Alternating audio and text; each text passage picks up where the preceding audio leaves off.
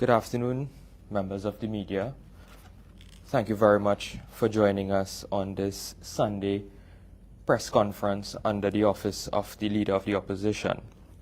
And before I begin my presentation, I just have a couple of announcements to make with respect to some of the activities of the United National Congress.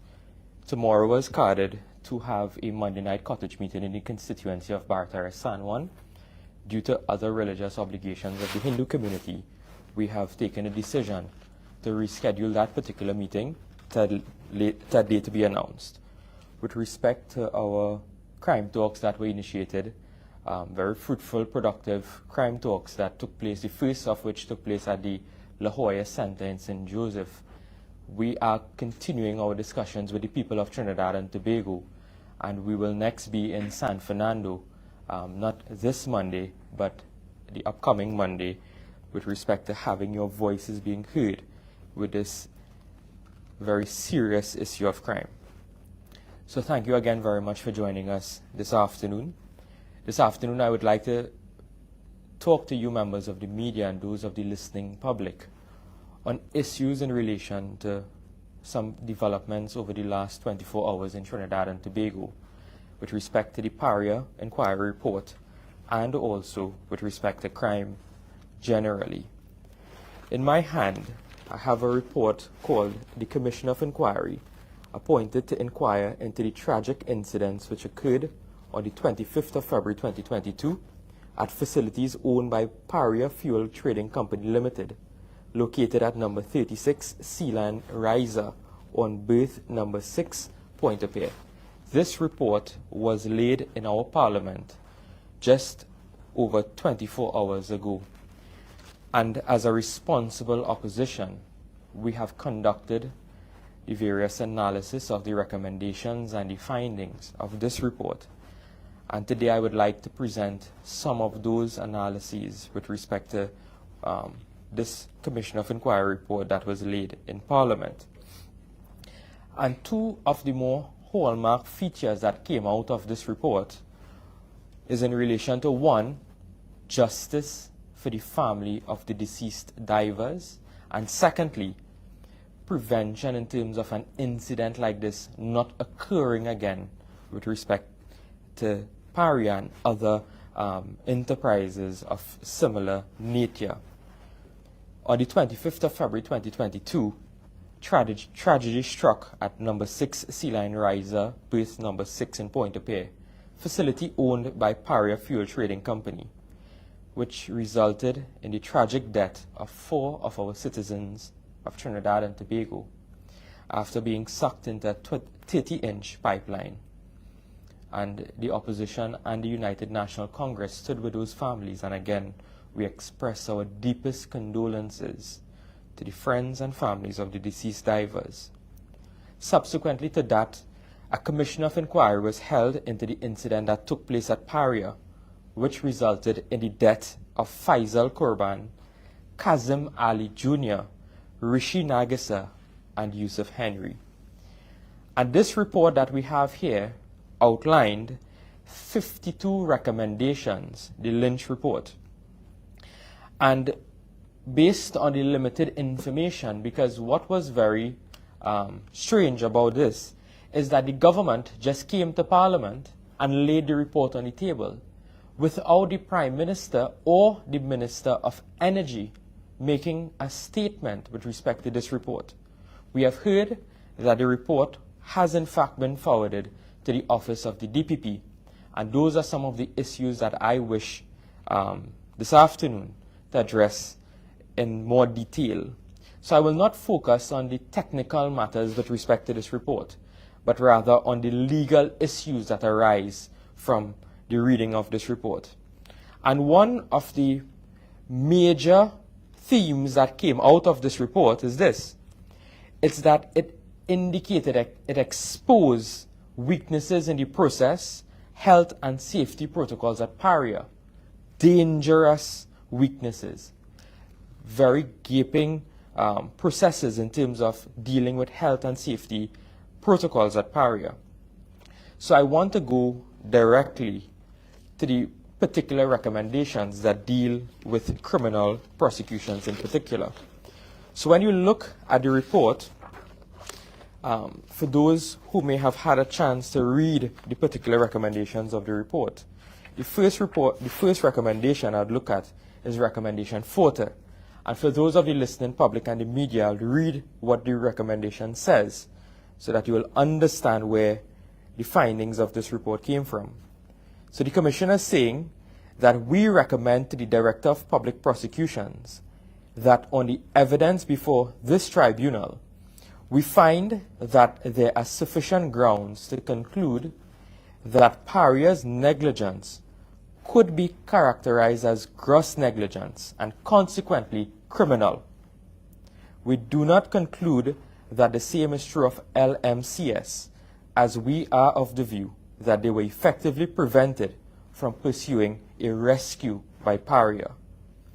Recommendation 41, that the DPP consider charging Paria with what is commonly known as corporate manslaughter. So that is the recommendation. So let's look at who were in charge at the time of this incident. The board of directors of Paria are 1. Newman K. George, chairman, the husband of the Speaker of the House of Representatives. Personally, he was a political appointee by this Rowley-led PNM government, hand-picked appointee, sitting on several other state boards. Newman George, chairman, husband of the Speaker of the House of Representatives. Fayad Ali, Avi Chedi, Peter Clark, Eustace Nancis, and Riza Salim, all PNM hand-picked appointees. Now, what does the law say about directors of a company? Now, directors of a company owe something called a fiduciary duty towards the company, meaning that they must always act in the best interest of the company. So these 5 board members, led by Newman George, owed a fiduciary duty to the company called Paria Fuel Trading Company.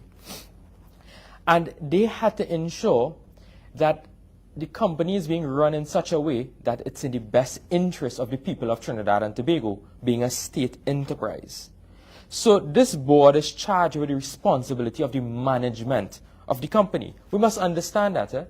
They are charged with the management, ensuring that there are the necessary health and safety protocols and that they are actually being observed through the various management and employees of Paria.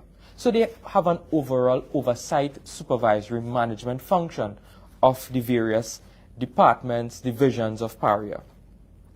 And while they may try to hide behind the veil of incorporation, they cannot, because they owe a duty to the taxpayers of this country, as this is a publicly owned company, as I mentioned, being funded with taxpayers' money.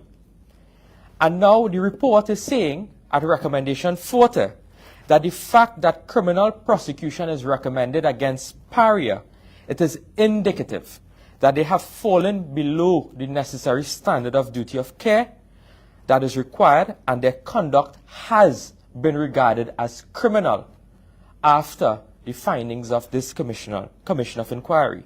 That is a very important finding of this commission. No other state enterprise in Trinidad and Tobago since our independence have ever been found their conduct has fallen below such a level that it is regarded as criminal. It is not regarded as just negligent. It is now under the scope of criminal conduct. And the entire board of Paria has failed in its duty, and they must be held accountable. But we have to understand the criminal process behind this. It is not that Newman George, the report is not recommended that Newman George or any of the other board members be charged personally. It is recommended that Paria as a company be charged under the laws of corporate manslaughter. We have to understand and really analyze this point. What this really means is that the state, the DPP, is being given a recommendation through this report to prosecute the state, because Paria is a state enterprise. And when Paria goes to court, it appears to its representatives. And under the law, we have seen that the various sentences that can be imposed on pariah is limited. Limited maybe to a fine. Therefore, if there's successful prosecution of pariah, what it simply means is that the state has prosecuted itself, and then it will fine itself, and then the state pays its own fine. Now, where is the justice for the families in that? There is no justice because there are persons, warm bodies in this country that must be held accountable for the tragic death of those 4 divers. They must be held accountable because this shows that there's a high degree of incompetence, gross negligence, and inability to continue to manage this company. The fact that the Commission of Inquiry has found that the pariah company must be prosecuted under the laws of corporate manslaughter is an indictment directly on the board of directors, who are in fact the controlling mind of the company. And the families and divers will get no justice if pariah, the company, you have to understand, it's not the directors, pariah, the company, is being prosecuted. Now, when we look at that particular recommendation alone, it shows that there is now sufficient and compelling reasons that the entire board of pariah must go. They must go. They must do the right, honorable thing if they can, and they must resign. And failure to do so, the Prime Minister and the Minister of National Security should demand the resignation of the entire board of pariah. This is an unprecedented situation in Trinidad and Tobago, and they must not be allowed to hide behind the veil of incorporation and or any other corporate and or other responsibilities to escape accountability in this matter. 4 citizens of this country have died. The board of pariah must be fired and or resign forthwith. They must not receive another cent of taxpayers' dollars after presiding over the catastrophic deaths of these 4 divers. And in fact, any of these directors must not sit on any other state enterprise. They have infected pariah with conduct that is considered criminal, and they will infect other state enterprises with similar conduct. The negligence of pariah has converted state-owned facilities into a crime scene. The negligence of pariah has converted state-owned facilities into a crime scene. And we must never forget what unfolded from the 25th of February 2022. Stuart Young appeared on the compound of pariah. Newman George was there. Members of the senior management were there driving in and out of the compound when the families were left uncovered, unfed, outside, being locked out of pariah without any information. And I'll get to that also. So the board, the minister, and management cannot now wash their hands clean of this incident. Heads must roll. Management, board, minister, and prime minister must all be held accountable for what happened with the divers at pariah. The board of directors and the minister, they all take responsibility when pariah is posting these big profits. You see them congratulating themselves, patting themselves on the back. But when lives are lost, they wash their hands clean of the situation and blames everyone else. The Prime Minister should come down from where he is and fire his board and Minister of Energy. You know, the Prime Minister, he liked to buff everybody. He came in Sawa, I think he buffed up his own MP. It is time, Prime Minister, you take responsibility for the actions of those who you have appointed to certain positions, and act swiftly, and act certainly, and act seriously in this matter. This matter is not any easy matter. This involves, again, we must never forget, it involves the death of 4 of our citizens of Trinidad and Tobago. And the report found that the gross negligence in this matter stemmed from the conduct and the management of pariah and the entire incident. And while we agree that pariah's conduct was criminal in nature, our present laws are not updated enough to get real justice in this matter. We still rely on certain common law principles of corporate manslaughter. The UK, for an example, they have advanced their body of law and incorporated and passed into law the Corporate Manslaughter and Corporate Homicide Act. Our Parliament must also fashion similar laws, which is also one of the recommendations coming out of this Commission of Inquiry. And we have to deal with the particular matters in relation to the prosecution. So as I mentioned earlier, the report is recommending that Paria itself be prosecuted for corporate manslaughter. No individual, but the company itself. And I want to go to page 295 of the report, because I want to read what the findings and the recommendations really are. And when you look at recommendation 40 that deals with the referral or the recommendation to the DPP for criminal prosecution of Paria, we have to look what was decided. We have to analyze what the commission said. And I'm going to quote from the report at page 295, and it says this. It says the remaining issue is whether there is or are any individuals for whom recommendations may be made in terms of prosecution. We have concluded that there is not a strong enough case to recommend the prosecution of any one individual. So the report is saying that there's not a strong enough case for the prosecution of any one individual. However, the law permits a corporation to be charged with manslaughter, who can on such a charge appear through their representative, and if convicted, to be fined, which is what I just explained. So there's a difference. There's a prosecution against the company, and there are prosecutions against the individual. The report is recommending prosecute the company, but there's not a strong enough case to prosecute any particular individual. Now, my view and our view on this is that while this report can in fact make recommendations, it can make recommendations with respect to their findings. The Director of Public Prosecution, his hands are not tied. He is not bound only by the findings of the report and or bound by the recommendations of the report. Under Section 90 of the Constitution, the Director of Public Prosecution exercises an independent role from the executive, the government, and that role is stated as the Director of Public Prosecutions shall have power in any case in which he considers it proper to do so, A, to institute and undertake criminal proceedings against any person before any court in respect of any offense against the law of Trinidad and Tobago.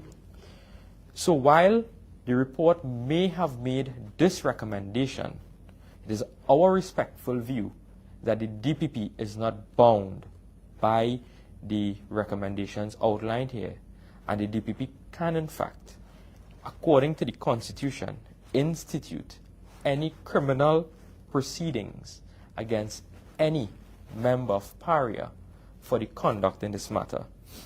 And I think I want to outline some of the findings of what the Commission of Inquiry found with respect to the conduct of the management.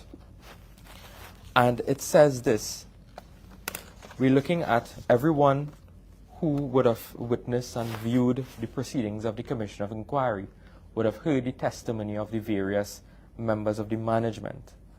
And this is what some of the findings of the commission report says. It says, we all remember the name Piper. It says Piper, at page 26 of the report, failed to calculate how much air each man needed to survive in the pipeline, and to apply a timeline to the work of the ICS, which would have made him better informed. He could and should have been asking each professional dive team, when conducted, what is your ETA, and how long before you can deploy, whether camera or diver. Had he done so, he would have been able to assess whether it was even worth getting them before actioning alternative strategies. The ICT never sought to satisfy themselves: A, rescue diving plan; B, a reliable regular air supply; C, an emergency air supply; D, communications; E, means of extraction. All of these features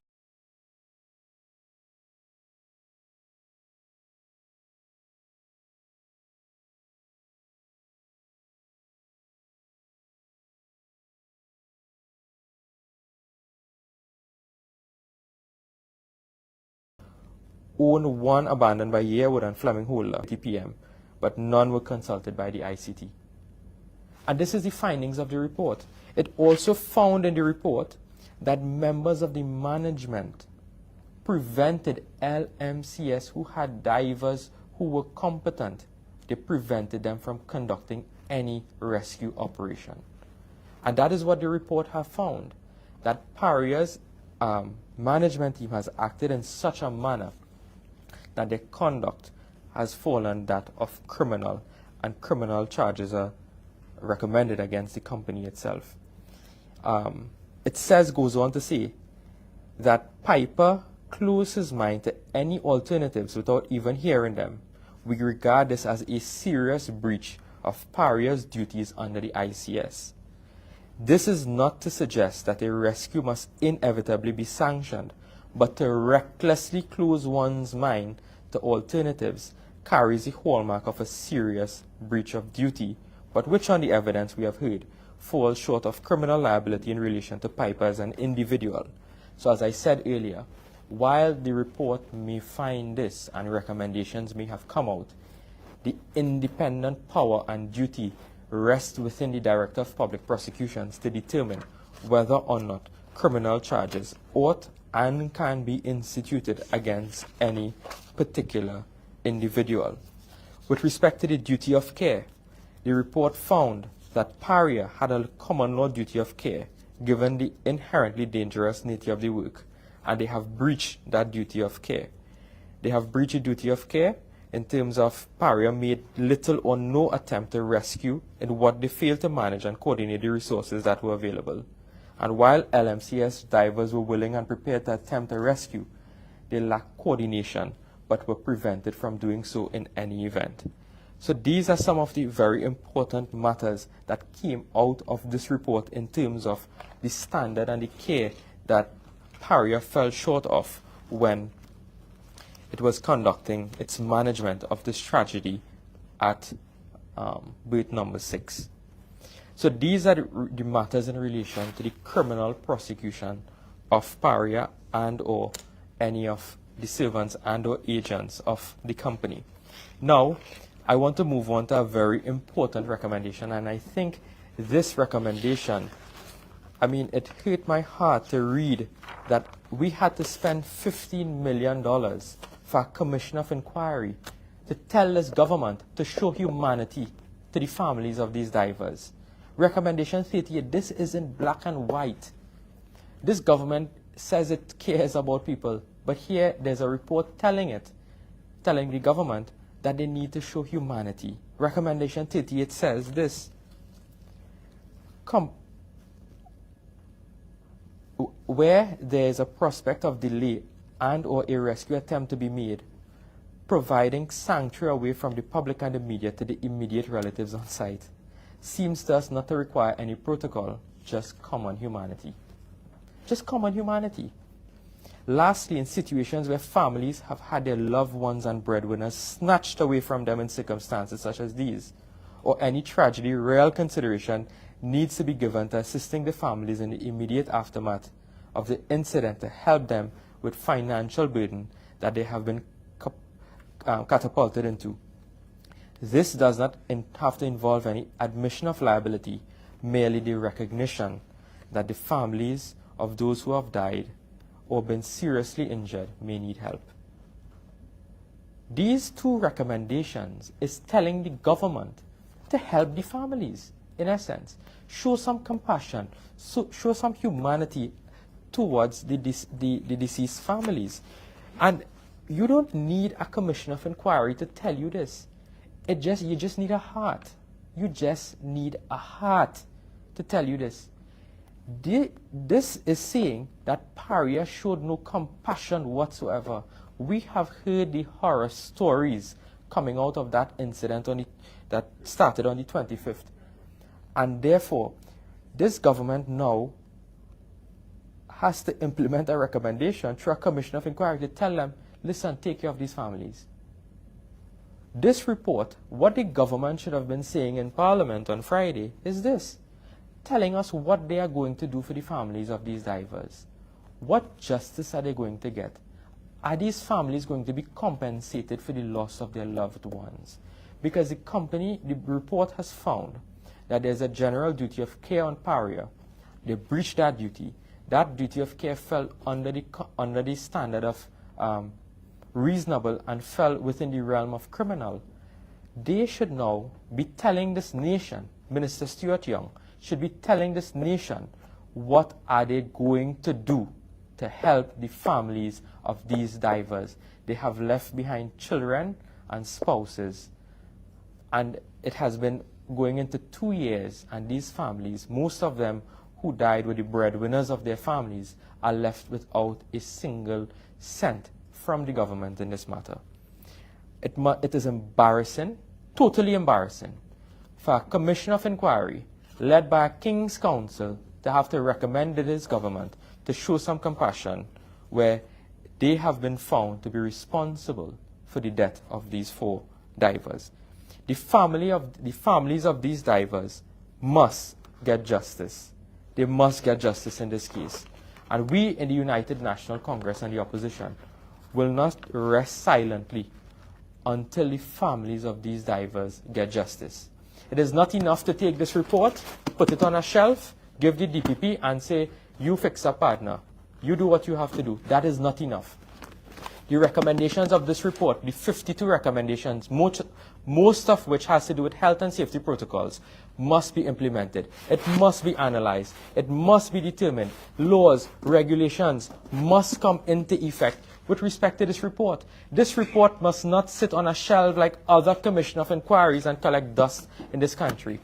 Our hard-earned taxpayers' money have been paying for these reports. This is just one of another commission of inquiry report with recommendations. The government must take swift, decisive action to implement the recommendations of this commission of inquiry report. Heads must rule, members of the media. Heads must rule in this situation. They cannot be left to escape. They cannot wash their hands of the situation. Those who are responsible must be held accountable. And these are the issues in which I wish to raise with respect to this Commission of Inquiry report. And don't forget, it was one of the senior managers who indicated that when asked what if he would rate Paria's response to this matter, he rated it as what? Excellent.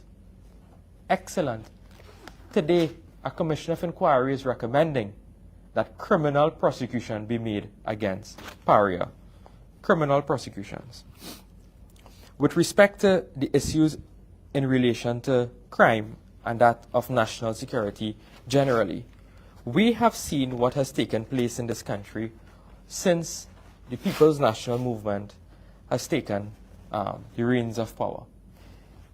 There's always a trend, and the former Commissioner of Police always says it, that every time a particular political party is in power, crime is always on the increase. Every single time.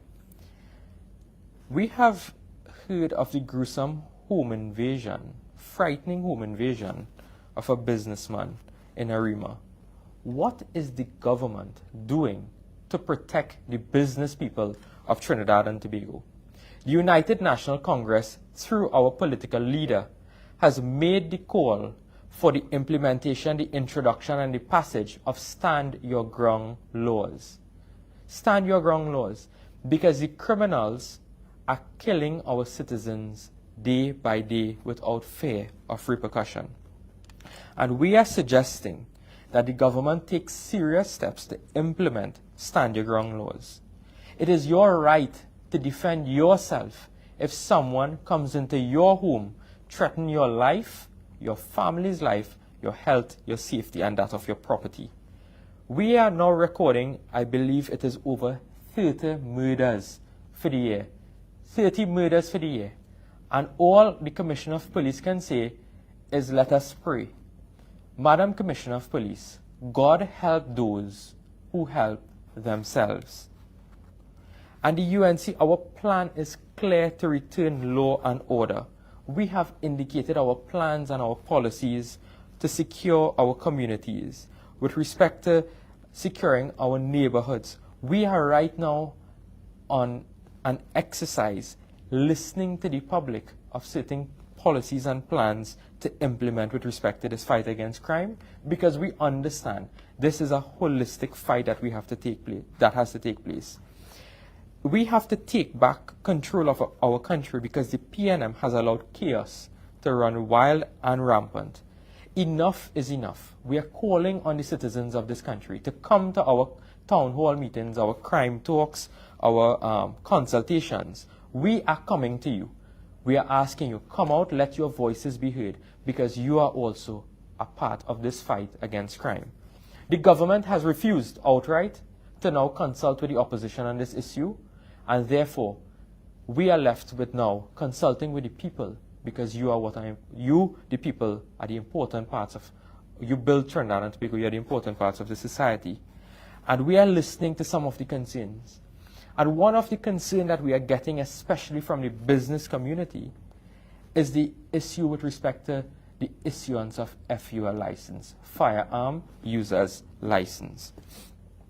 We have advocated in the United National Congress for gun ownership for those who deserve it, those who are qualified, those who have met the various conditions for gun ownership. Because when the criminals come into your home with high-powered rifles, the Prime Minister, through his own admission, indicated that guns are flowing through our borders. What do you have to protect yourselves with when criminals invade your home? When businessmen are being attacked, what do they have to protect themselves with when the criminals come into their home? We are suggesting that there must be legal gun ownership for citizens of Trinidad and Tobago to fight back and stand your ground against these brazen criminals. Pepper spray. We have only a meager, I believe, 90 persons, or maybe a little more than that, who have applied with respect to the pepper spray. And the Prime Minister had no issue, in fact, the government had no issue, where ministers were being issued with rifles, high-powered rifles, and we have had reports coming out where certain high office holders were bullying other office holders for the issuance of firearms for their friends, their families, to conduct the killing of animals, I believe somewhere else. And those are issues that we have raised time and time again. And those are some of the issues that we have indicated to this country, because the Prime Minister has no issue. He is being protected. His ministers are being protected. Those who are high in authority, they are being issued with their firearms and ammunition, but the ordinary citizen of this country will get murdered, robbed, raped, beaten, assaulted in this country, and the government does nothing.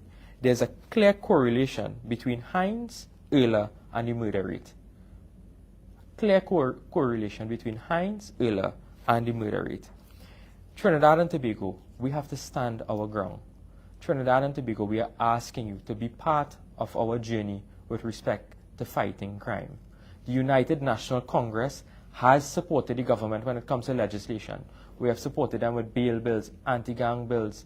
We have supported with respect to the Evidence Act, with FATCA, white-collar crime legislation, Explain Your Wealth, civil asset forfeiture. All of those legislation, we have assisted the government through amendments and or parliamentary support, even when it's not needed. The fight now is with respect to the implementation of those laws, those policies. We have heard this government time and time again say what? That if you pass anti-gang law, you will lock up, they know the name, address, everything of the gang members. And today, they can't properly convict a single member under the anti-gang laws. We have now been hearing that the prison, that they are getting PlayStation 5 and television in the prison cells. This is Trinidad and Tobago. We have jammers, we have grabbers in the prisons. Prison officers are fighting for their lives. They are being gunned down, assaulted. There's a recent attempt on the life of the Deputy Commissioner of Prison in Barataria. Members of the media, members of Trinidad and Tobago, we are asking you again, join us on this fight. This government has outlived their usefulness when it comes to the fight against crime. The UNC has a plan, we have the policy, and we are ready to secure Trinidad and Tobago from the criminals and also take back power from the PNM. I thank you very much. Yeah, I have a couple questions here. Sure. Sent in. One is asking, the husband of the Speaker of the House Yes. sits on the board of ARIA.